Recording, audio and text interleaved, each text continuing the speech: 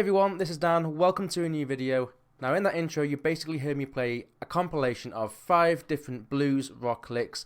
Now these licks are actually based around the blues note. They kind of center around them, you can circulate them over and over again, intertwine them, mix one with another, play one a certain amount of times, then go into another, etc, etc. They're fantastic for just on the spot improvising, which is what improvising is, on the spot, right? But they're really good for that. And you can just blast them out anytime. Once you get them under your fingers, it's just really easy to go from one to the other. So anyway, hope you enjoyed the video. Let's get straight to the first lick and let's have fun.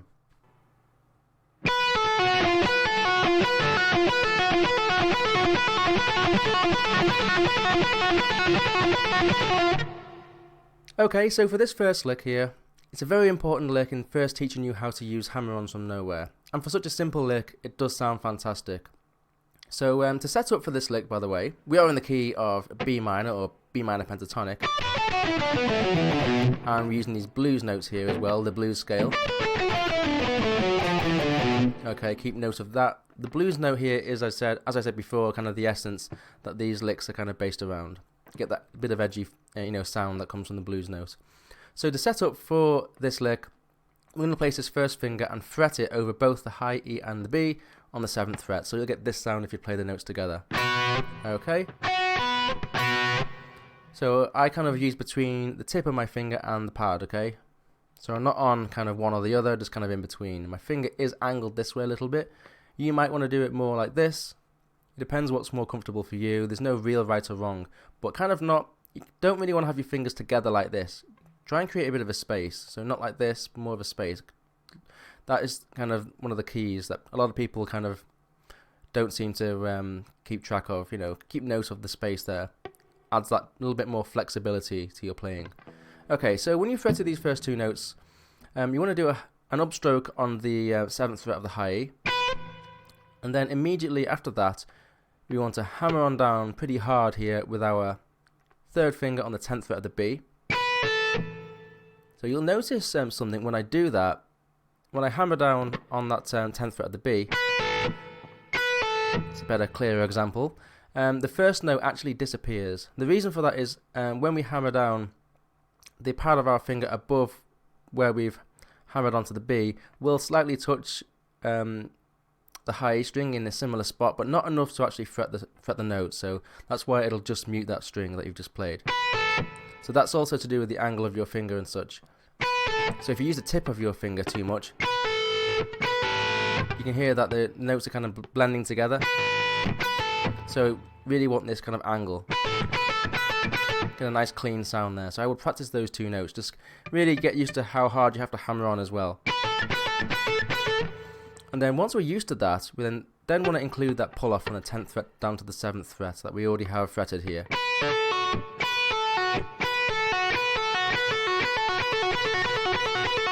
Okay, one of the things you also want to keep note of is when you pull off to the 7th fret on the B, try not to pull off too hard and sound out the high E string again like this. You don't want that sound, you just want this. So I would practice that slowly. Once we are used to this feel though, playing it slowly, then we want to try to start playing with this 3rd finger again, fretting the 10th fret of the G. But we will pick a downstroke on this one, okay? So upstroke on a high E, hammer on pull off on the B, and downstroke on the B on the 10th fret, which is the blues note there. I try to accent this first note as well, by the way. Such a cool sounding lick. As I said, I really love playing this. Pretty simple, but it just sounds really good. And when you're used to this, you can also start using the 2nd finger to get this sound as well. Just purely playing the pentatonic scale here. You can kind of mix the 2 together. You'll get used to doing all these sorts of things, mixing the 2 different notes together to get a different sound. So yeah, that is the first lick. Okay, so lick number 2, let's play through it slowly.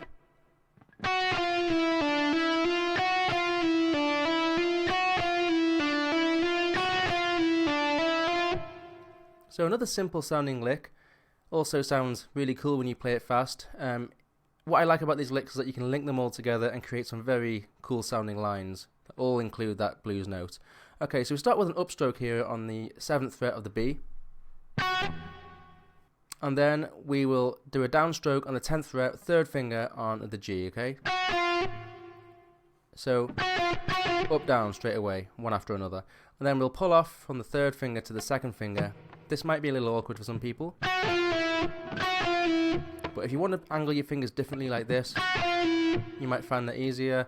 Just find what's easy for you, just experiment a little bit, because everyone's fingers are different sizes, you know, they feel different than other people, I guess. But just try and see what's comfortable for you and experiment. So just practice that firstly, getting used to that feel of the pull-off. Then we'll add another pull-off from the 2nd finger, 9th fret to the 7th fret, okay? Okay, when you do these, just kind of repeat these little sections, so try and include one note more each time you practice, okay? So when you get used to this, then you can try this. So after we've done that and gotten used to that one, we can hammer back on now. So this is just going to be a hammer on to the 9th fret from the 7th.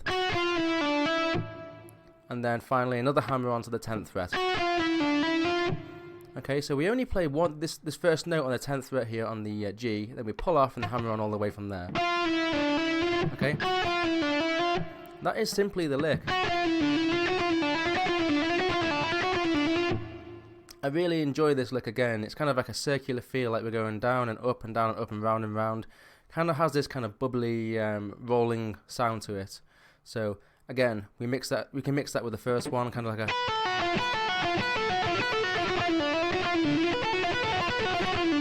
You can see where we're going with all this sort of thing, mixing these little licks together. Okay, so lick number 3. This lick and all the other licks coming up actually have basically a variation on lick number 2. And what I like about this is that you can mix all of these different phrases together and they'll have that kind of unpredictable, less monotonous sound of using the same sequence of notes over and over again. Because they all have different amount of notes, the accent points will basically be staggered here and there, and it'll sound a little bit more exciting, at least to me. So lick number 2 sounded like this. This one's going to sound like this. Okay, it's basically adding a few notes on the end of the last one, okay?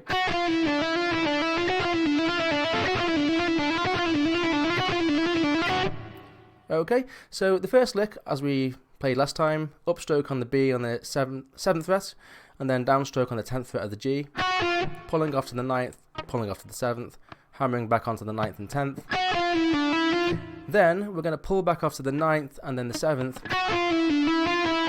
back onto the 9th and back onto the 10th, okay?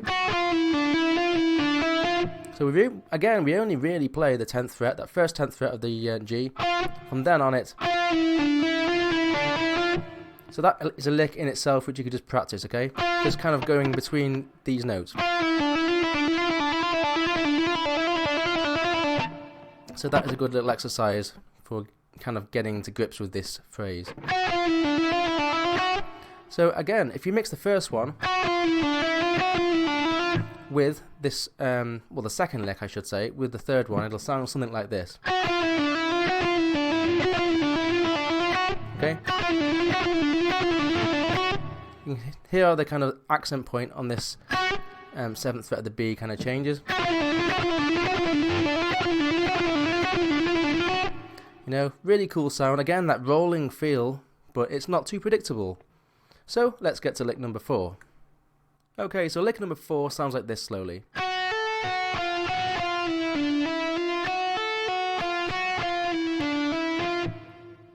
Now, this lick again is kind of a variation on number 2, but we're going to start off with an upstroke here on the 7th fret of the B, hammer on to 10, pull off to 7 again. Then we have a down up picking here, so down on the 10th fret of the G, up on the 7th of the B again, okay? Then finally, downstroke on the 10th of the G again. Then we have that pull off and then hammer on a little thing that we did earlier, which is pulling off from 10th to 9th, then to 7th, hammer back onto 9 and back onto 10, okay? Let's do that again slowly. That upstroke, hammer on, pull off, then down, up, then down, pull off, hammer on. So again, if we take the second phrase here, which was, then include this little hammer on and back and forward picking, then we get this, okay?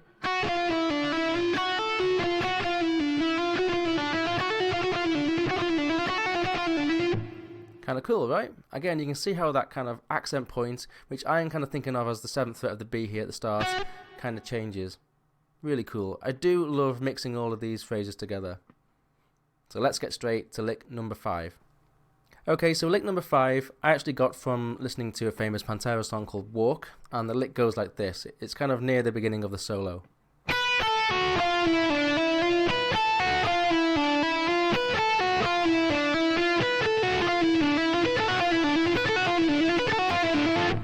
Okay, so that's the basic lick, you know, and it's not an exact variation on lick number 2, but it does have that kind of rolling back and forward sound there through that blues note on the G string, okay? So we're going to start off again like lick number 1, barring over the high E and B on the 7th fret.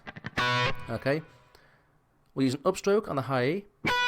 Then there are 2 different ways of playing this. You can either pick our downstroke on the 10th fret of the B here, then pull off to the 7th fret, which is actually how I play this, or you could use a hammer-on pull off from nowhere, okay? So once we've done that, then we go to the 10th fret on the G, again using a downstroke here, okay? So upstroke E, downstroke on the B, then another downstroke on the G. Okay, and then we simply pull off to the 9th and then the 7th, and then hammer back onto the 9th and 10th, and then go straight back to this high E again to start off the lick. This lick does have a really circular, round and round feel to it, like a rolling sound. It's really cool.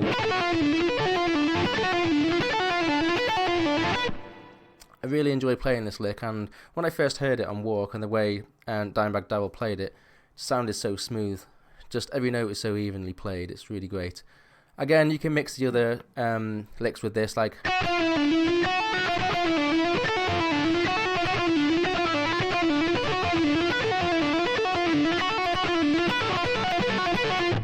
you can see what I'm doing there, kind of mixing all these different licks together.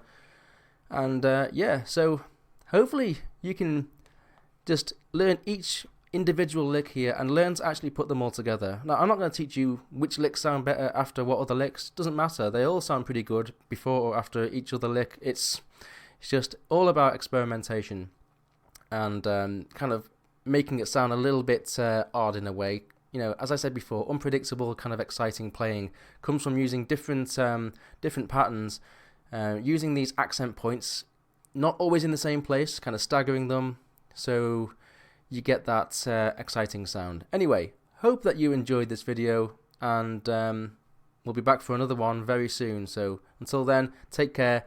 Of course, if you enjoyed the video and you felt like you learned something from it, then please give us a like. It does help out YouTube algorithm, of course. See you next time.